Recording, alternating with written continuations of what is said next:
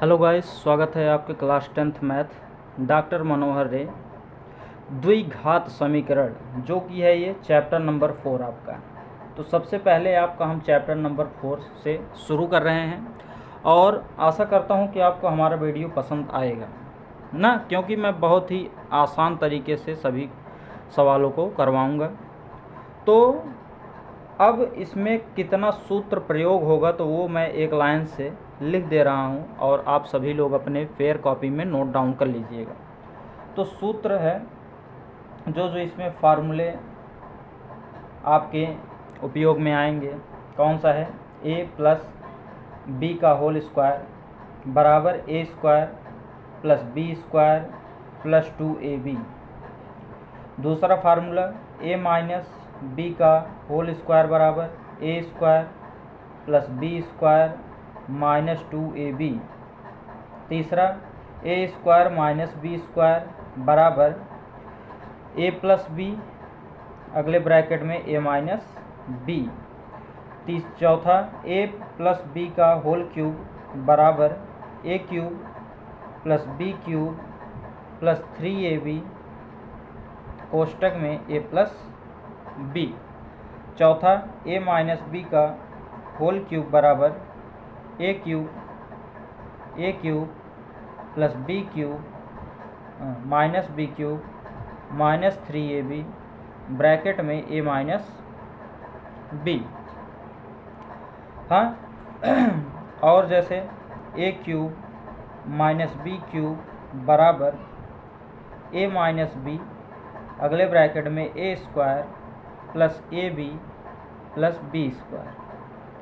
और last formula a cube plus B cube बराबर a plus B, A square minus A B plus B square. देखिए plus वाले में यही difference होता है, ये प्लस है तो यहाँ पर माइनस ए बी हो जाता है और ये माइनस है तो इसमें सब प्लस होता है, बस इतने ही अलग है। तो ये आपके इस चैप्टर में फार्मूले लगेंगे, ज़्यादा से ज़्यादा ये लगेगा, ये लगेगा, ये लगेगा और ये बहुत ही रेयर केस में आएगा नहीं तो नहीं। तो इतने फार्मूले तो आपको याद रहने चाहिए, first, second, third, fourth, fifth, 5 फार्मूले आपको लिप टू लिप होने चाहिए, मतलब जैसे बोला जाए तुरंत आपको ये फार्मूले सोच लेना है। हाँ, अर्थात जहाँ भी आपको ऐसे दिखाई देगा कि a प्लस बी का होल स्क्वायर तो तुरंत आपको ये याद रखना है, a माइनस बी का होल स्क्वायर दिखाई दे तो ये याद रखना है, a square minus B square के रूप में दिखाई दे तो ये, या तो इस रूप में दिखाई दे कि एक ब्रैकेट में प्लस साइन और दूसरे ब्रैकेट में माइनस साइन तो आपको ये याद रखना है। और a प्लस बी का होल क्यूब दिखाई दे तो ये वाला, a माइनस बी का होल क्यूब दिखाई दे तो ये वाला, तो इतने तो ज़रूर याद रहना चाहिए। तो आइए सीखते हैं कि द्विघात समीकरण आखिर है क्या ना, द्विघात समीकरण है क्या, इसे सीखते हैं। देखिए द्विघात के नाम से ही स्पष्ट है, जिसकी घात द्वि का मतलब होता है 2 और घात का मतलब पावर, इंग्लिश में पावर।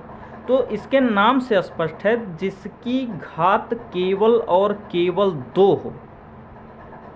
हाँ, मतलब ना 2 से बड़ी तो होनी ही नहीं चाहिए। अगर किसी समीकरण में घात 2 से बड़ी है तो वह द्विघात समीकरण नहीं कहलाएगी।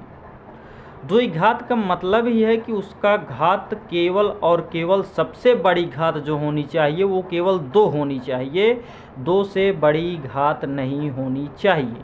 2 से छोटी हो जाए लेकिन उसमें 2 रहना चाहिए तो वह द्विघात समीकरण कहलाएगा, लेकिन 2 से बड़ी घात अगर उसमें हुई तो वह द्विघात समीकरण नहीं कहलाएगा।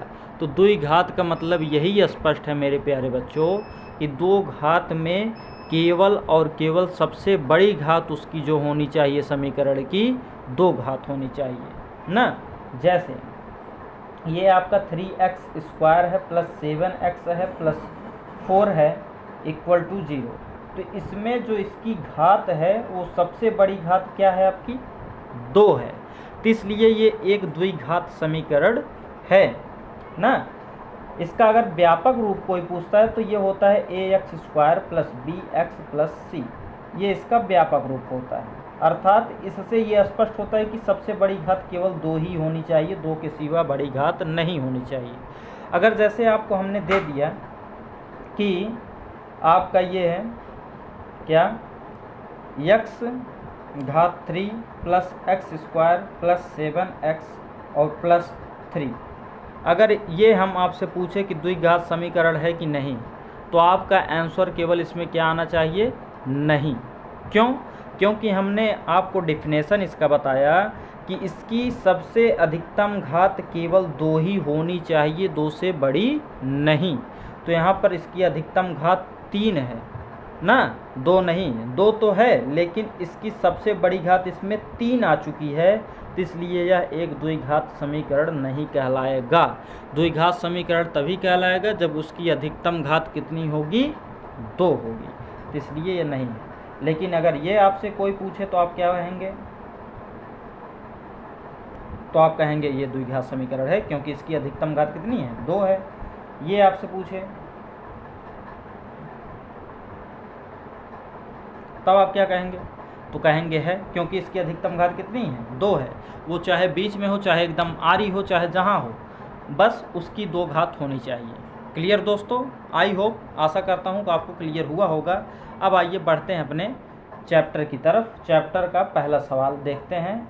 हाँ, चैप्टर का पहला सवाल क्या है, ये आपका सवाल नंबर 1 है, जो कि एनसीईआरटी बुक से है। तो आइए देखते हैं। देखिए, हमने आपको क्या कहा था, अगर कोई भी आपको दिखाई दे a प्लस बी का होल स्क्वायर, तो आपके दिमाग में तुरंत सोच चलना चाहिए कि a square plus B square plus 2ab।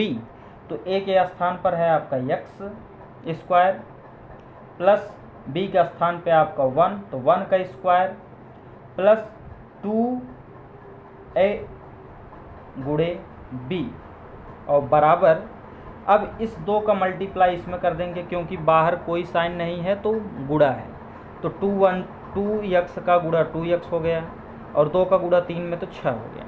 Clear इतना?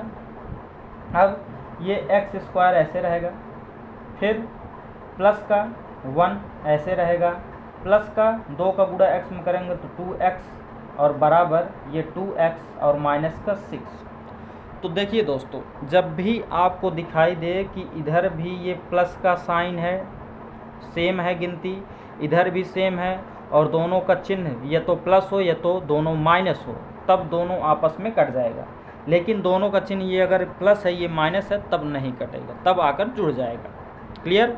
दोनों का साइन अगर दोनों तरफ सेम है तो वह कट जाता है, और नहीं सेम है तो नहीं कटता है। ये कट गया तो बचा क्या, x स्क्वायर प्लस 1, और ये माइनस 6 इधर आएगा तो प्लस 6, और बचा उधर क्या, 0। इसे ऐड कर देंगे तो x square plus 7 equal to 0। तो आशा करता हूँ कि ये आपको समझ में आया होगा। तो बताइए ये द्विघात समीकरण है कि नहीं, तो आप कहेंगे है सर, क्योंकि इसकी अधिकतम घात कितनी है, 2। तो लिखेंगे कि ax square plus bx plus c equal to 0 के रूप का है,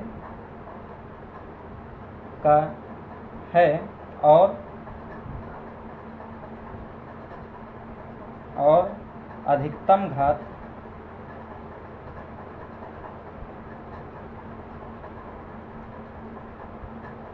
दो है, इसलिए द्विघात समीकरण है। क्लियर? आशा करता हूँ आपको ये पहला सवाल अच्छे से आ गया होगा। बढ़ते हैं अपने सेकंड क्वेश्चन की तरफ। सेकंड क्वेश्चन आपका है एक्स स्क्वायर माइनस 2x बराबर -2 ब्रैकेट में 3 माइनस x।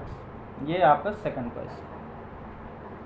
ये हुआ एक्स स्क्वायर माइनस का 2x बराबर -2 का गुणा 3 में तो -6, -2 का गुणा -x में तो प्लस का 2x। क्लियर? देखिए, अभी यही आपको समझाया मैंने। अगर बराबर के दोनों तरफ गिनती सेम हो और साइन जो हो सेम ना हो तो वो कटते नहीं, बल्कि क्या हो जाते हैं, जुड़ जाते हैं। तो ये प्लस का 2x इधर आएगा,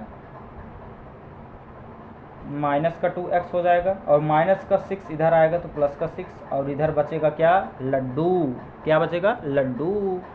तो लड्डू बचा।